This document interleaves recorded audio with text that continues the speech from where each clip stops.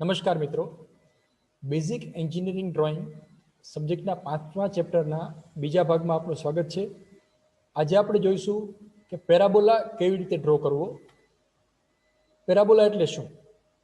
એટલે કે પરવલય જેની એસેન્ટ્રિસિટીની વેલ્યુ 1 છે અને ધારો કે આ કોન છે, બેઝ છે, સર્ક્યુલર બેઝ, ઉપરનું પોઈન્ટ એને અપેક્સ પોઈન્ટ કહેવાય અને ત્રાસી લાઈન એને જનરેટર કહેવાય. તો કોઈ પણ કોન હોય એને આપણે એવી રીતે કટ કરીએ કે જેથી એનો સર્ક્યુલર બેઝ કટ થાય અને કટિંગ પ્લેન એની જે જનરેટર છે એની સમાંતર હોય. અને કટ કરીને પછી આપણે સામેથી જુઓ તો જે શેપ દેખાય એને કહેવાય પેરાબોલા અથવા પરવલય. જ્યાં ફિગર 1માં પણ દર્શાવેલું છે, ફિગર 2માં પણ દર્શાવેલું છે, આ પેરાબોલા છે.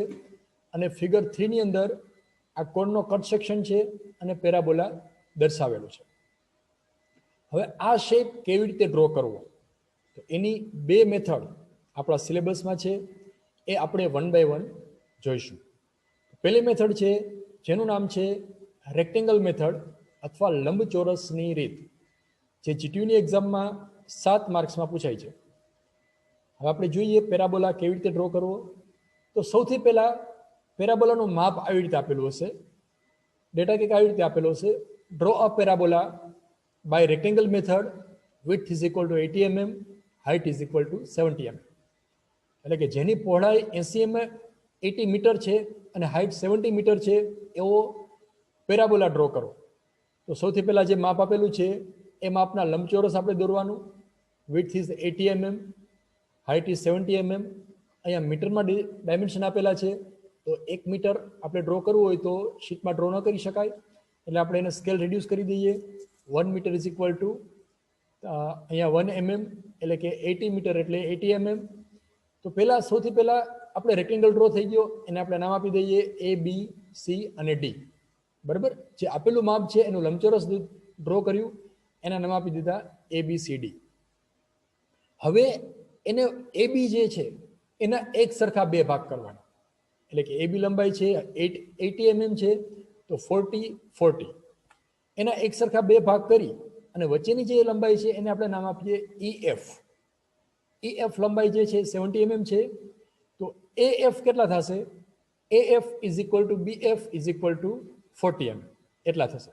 બરાબર, ત્યાર પછી આપણે AD લંબાઈ છે ધેટ ઇઝ 70 mm, એના એક જ સરખા ભાગ કરવાના. એ ગમે તેટલા ભાગ કરી શકાય, આપણે 6 ભાગ કરી શકીએ, 8 ભાગ કરી શકીએ, 10 ભાગ કરી શકીએ. ધારો કે આપણે એના એક સરખા 6 ભાગ કરીએ છીએ. AD લંબાઈના એક સરખા 6 ભાગ કરવા માટે આપણે ડિવિઝન ઓફ લાઇન મેથડનો ઉપયોગ કરી શકીએ. એટલે એમાંથી ગમે તે એંગલે કોઈ એક લાઇન ડ્રો કરો, પછી અનુકૂળતા પ્રમાણે ચાપ લો અને બધી ચાપ એવી રીતે ડ્રો કરો કે બધા વચ્ચેનું ડિસ્ટન્સ એક સરખું થાય. આપણે 6 ચાપ મારી છે, 1 2 3 4 5 6. છેલ્લી ચાપ છે ત્યાંથી પોઈન્ટ D એને સ્ટ્રેટ લાઇનથી જોઈન કરો. હવે એ લાઇનને સમાંતર લાઇન બાકીના બધા ચાપમાંથી ડ્રો કરો.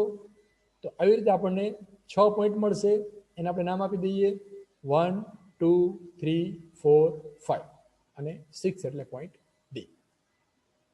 જો આ ડિવિઝન ઓફ લાઇન મેથડ ન આવડે તો ચિંતા કરવાની કોઈ જરૂર નથી.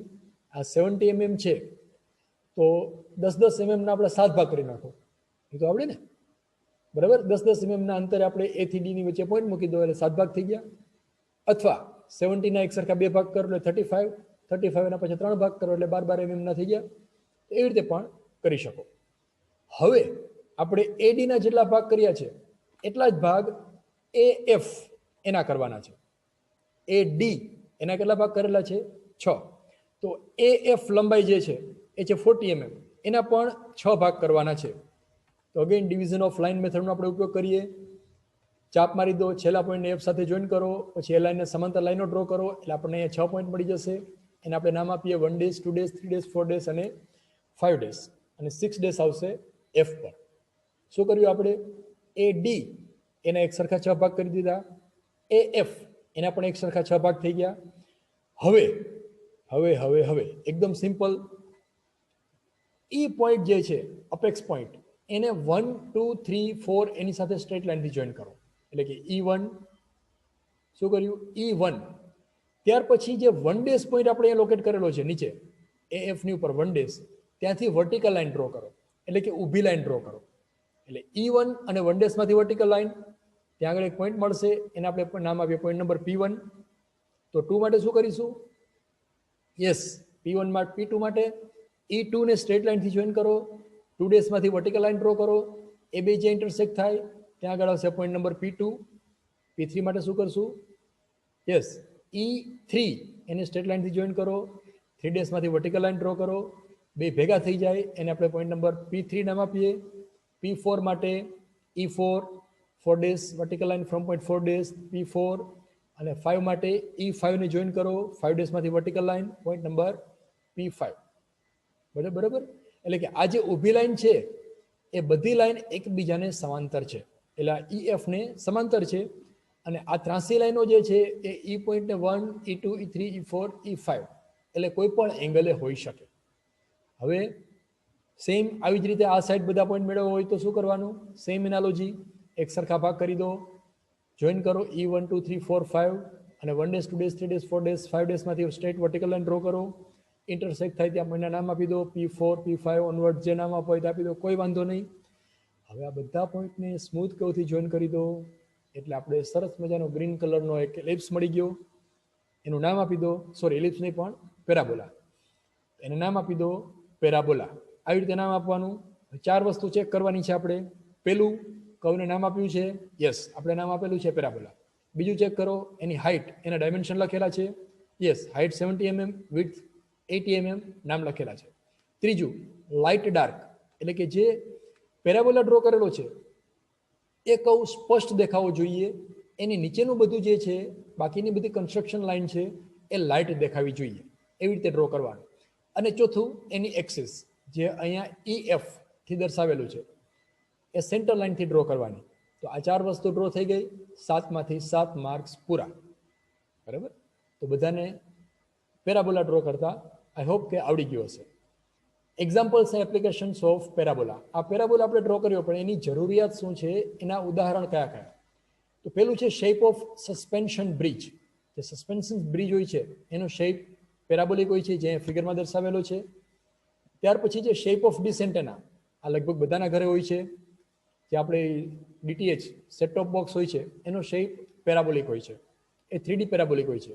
ત્યાર પછી લાઇટ રિફ્લેક્ટર, જ્યાં આગળ લાઇટને રિફ્લેક્ટ કરવાની જરૂરિયાત હોય, ધારો કે કાર છે, 2 વ્હીલર, 4 વ્હીલર, એ દરેકની અંદર લાઇટની પાછળ રિફ્લેક્ટર જે હોય છે એનો શેપ પેરાબોલિક હોય છે. ત્યાર પછી એક એક્ઝામ્પલ છે હોરિઝોન્ટલ મોશન અંડર ગ્રેવિટી. ધારો કે અહીંથી હું ચોકનો ઘા કરું અને એ ચોકને થ્રો કરીએ અને ઉપરથી આમ થઈ અને આમ આગળ વધશે, બરાબર. તો એ જે પાથ મળે છે આવી રીતે આમ, એ પાથ જે ફિગરમાં દર્શાવેલો છે એવો હશે. એ શેપ જે છે એ પેરાબોલિક હશે.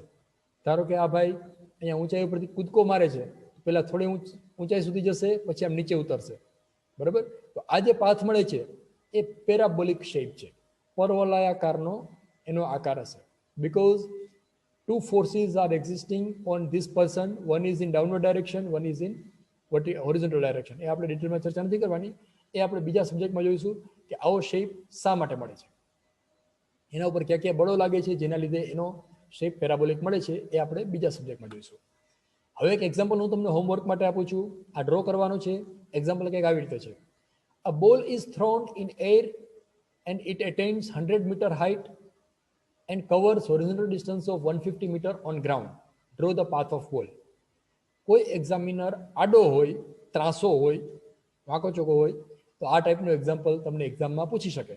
એક બોલને એક ભાઈ ફેંકે છે, એનો ઘા કરે છે, તો એ દડો 100 મીટર દૂર જઈને પડે છે, બરાબર. અને 100 મીટર ઊંચાઈ સુધી જાય છે અને 150 મીટર જેટલો દૂર પડે છે.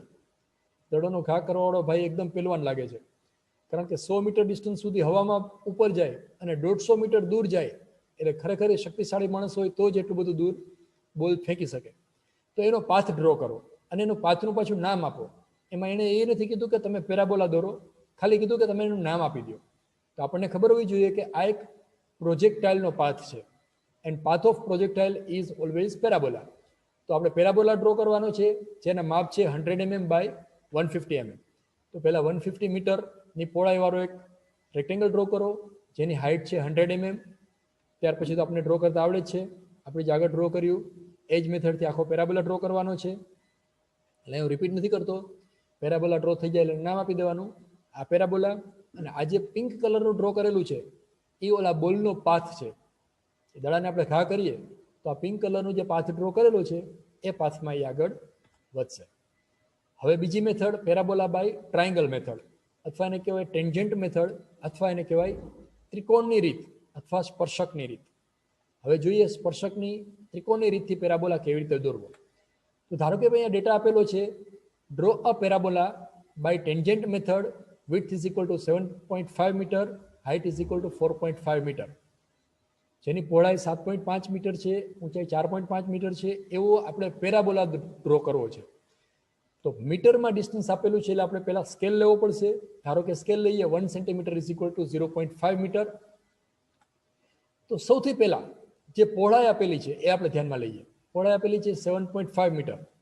તો પહેલા એ બી લંબાઈ ડ્રો કરો કે જેની પહોળાઈ આપેલી હોય એ લંબાઈ ડ્રો કરો. એટલે કે 7.5 મીટર વાળી પહોળાઈ આપણે ડ્રો કરી દીધી. અહીંયા 0.5 મીટર બરાબર 1 સેન્ટીમીટર છે, તો 7.5 મીટર બરાબર કેટલા થશે? 15 સેન્ટીમીટર. બરાબર, એટલે એટલી પહોળાઈ એ બી લંબાઈ ડ્રો કરો. ત્યાર પછી આપણે એ બી પોઈન્ટ છે એનો બાયસેક્ટર ડ્રો કરો. એ બી લંબાઈનો બાયસેક્ટર, એનો લંબ દ્વિભાજક. આ થોડોક અઘરો શબ્દ લાગતો હોય તો કેવી રીતે આપણે સમજીએ? એ બીના એક સરખા બે ભાગ કરી નાખો. વચ્ચારે જે પોઈન્ટ મળે, વચમાં જે પોઈન્ટ મળે એ પોઈન્ટમાંથી ઊભી લાઈન ડ્રો કરો. એને કહેવાય લંબ દ્વિભાજક. દેશી ભાષામાં કહીએ તો એ બીની વચારે જે પોઈન્ટ મળે ત્યાંથી ઊભી લાઈન ડ્રો કરી દો, દોરી દો, એને કહેવાય લંબ દ્વિભાજક. બરાબર, લાઈન બાયસેક્ટર ઓર એંગલ બાયસેક્ટર.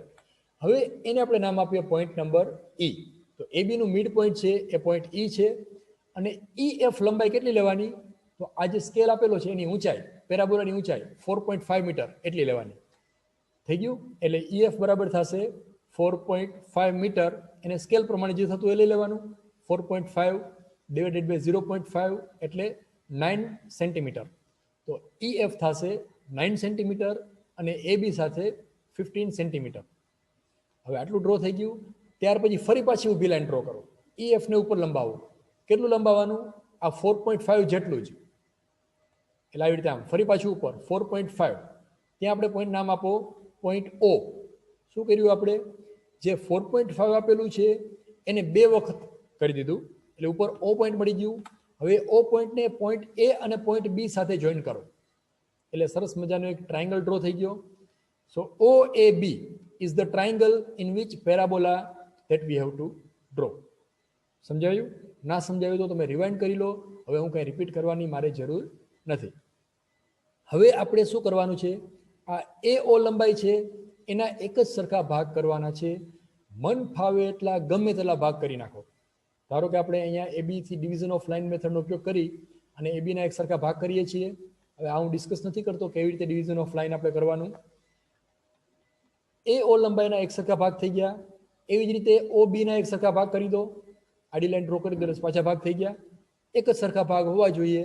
ગમે તેટલા કરો તો પણ ચાલે. હવે નામ, પોઈન્ટના નામ આપી દો. એ થી ઓ ની વચ્ચે એ 1, 2, 3, 4, 5 અને 6. બરાબર, એવી રીતે આપણે અહીંથી સ્ટાર્ટ કરીએ. અહીંયા 1 days, 2 days, 3 days, 4 days, 5 days and 6 days. જો અહીંયા એક જ બાતનું ધ્યાન રાખવાનું છે કે નામ, પોઈન્ટના નામ આપો એ અહીંથી નીચેથી ઉપર આપ્યા છે તો અહીંયા ઉપરથી નીચે આપવાના. આ એક જ બાબતનું ધ્યાન રાખવાનું છે. બાકીનું કાંઈ એમાં નવું નથી. કે આપણે જે માપ આપેલા છે એ માપનું ત્રિકોણ ડ્રો કરી દીધો. ત્યાર પછી એ થી ઓ ની વચ્ચે 1 to 5 નામ આપ્યા અને ઓ થી બી ની વચ્ચે 1 ડેઝ to 6 ડેઝ નામ આપી દીધા. આટલું આવડી ગયું. હવે પેરાબોલા ડ્રો કરતા આખા ગામને આવડશે. શું કરવાનું છે? 1 1 ડેઝ એને સ્ટ્રેટ લાઇનથી જોઈન કરો. 2 2 ડેઝ એને સ્ટ્રેટ લાઇનથી જોઈન કરો. 3 3 ડેઝ, 4 4 ડેઝ, 5 5 ડેઝ અને 6 6 ડેઝ. શું કર્યું આપણે? બધા પોઈન્ટને સામ સામે સીધી લાઈનથી જોઈન કરી દીધા. થઈ ગયું? આ થઈ ગયો પેરાબોલા.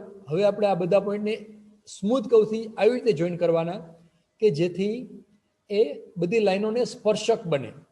એથી સ્ટાર્ટ કરવાનું. એથી આ જે લાઈનો ડ્રો કરી છે એને સ્પર્શક બને એવી રીતે આપણે પેરાબોલા ડ્રો કરવાનો છે.